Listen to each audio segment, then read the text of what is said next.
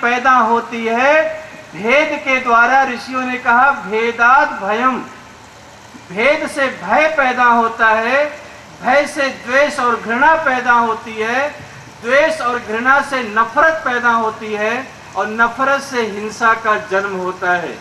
अगर हम इस धरती से हिंसा खत्म करना चाहते हैं तो हमें सबसे पहले अपने दिल और दिमाग से भेदभाव को मिटाना होगा। और जब तक इंसान अपने दिल और दिमाग से भेदभाव को नहीं मिटाएगा तब तक धरती पर हिंसा को रोकना बड़ा असंभव होगा। इसीलिए यूनेस्को ने नारा दिया, rooted to culture and committed to progress. शिक्षा की जड़ें आपकी संस्कृति में होनी चाहिए और विकास के प्रति प्रतिबद्धता होनी चाहिए। जो संविधान की बात आचार्य अग्निव्रत जी कर रहे थे, इंडिया गुड गवर्नेंस 1935 एक्ट, हमारा जो संविधान है ये India good governance 1935 act, India cabinet mission plan 1946 act और इंडिया इंडिपेंडेंस 1947 एक्ट, इसी का हमारा संविधान 75 से 80% नकल है। कानून बनाने से, संविधान बनाने से दुनिया में शांति नहीं आ सकती। कानून तो धरती पर बहुत बनते हैं। दुनिया में अगर शांति प्रस्थापित करना है तो सबसे बड़ी शांति आती है विचारधारा से।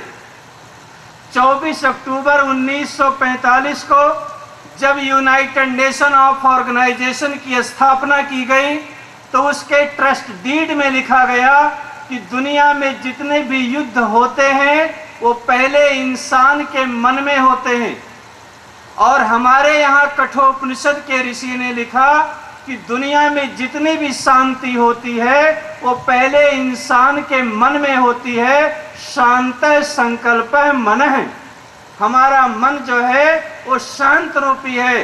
तो दुनिया में जितनी भी शांति होती है वो मनुष्य के मन में होती है और जितनी भी अशांति होती है वह भी मनुष्य के मन में होती है। इसीलिए योगी राज पतंजलि ने मनुष्य का प्रमुख कर्तव्य बताया, ततो मनो जवित्वम विकरण भाव प्रधान जयश्च।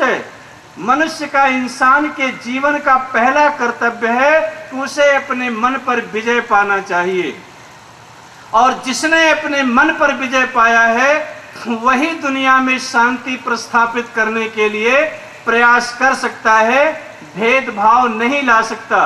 ये जो वर्तमान संविधान है, इस संविधान से डॉक्टर भीमराव अंबेडकर संतुष्ट नहीं थे, क्योंकि उन्होंने 2 सितंबर 1952 को एज ए लॉ मिनिस्टर के रूप में राज्यसभा में बयान दिया था कि अगर देश के नागरिक इस संविधान को जलाना चाहते हैं तो सबसे पहले आग लगाने के लिए डॉक्टर भीमराव अंबेडकर तैयार है। ये 2 सितंबर 1952 को राज्यसभा के अंदर डॉक्टर भीमराव अंबेडकर का बयान है जो राज्यसभा के रिकॉर्ड में दर्ज है। तो ये चीजें जो हमारे संविधान है, कानून है, तो लोगों को शांति नहीं दिला सकती। शांति आती है इंसानियत से। राजा का शासन शरीर पर होता है और सेवक का शासन हृदय पर होता है। राजा को सेवक बनना चाहिए और लोगों के हृदय पर राज करना चाहिए, लोगों के शरीर पर राज नहीं करना चाहिए। और जिस दिन हमारे लोगों के हृदय पर शासन करना सीख लेंगे उस दिन दुनिया में शांति का सौहार्द आएगा, अन्यथा नहीं आ सकता। जीवन जीने के 2 तरीके हैं, हिंसा का जीवन है और अहिंसा का जीवन है। इस 19वीं 20वीं शताब्दी में 2 दुनिया के महान लोग अपने कार्यकाल का एक साथ प्रारंभ किया। 1916 की साल में मोहनदास करमचंद गांधी गुजरात को छोड़कर बिहार चंपारण में गए और उन्होंने फ्रीडम फाउंडेशन वहाँ पर रखा और आज़ादी की डिमांड किया और शांति अहिंसा की बातें की। 1916 की साल में सेंट पीटर्सबर्ग से ट्रेन में बैठकर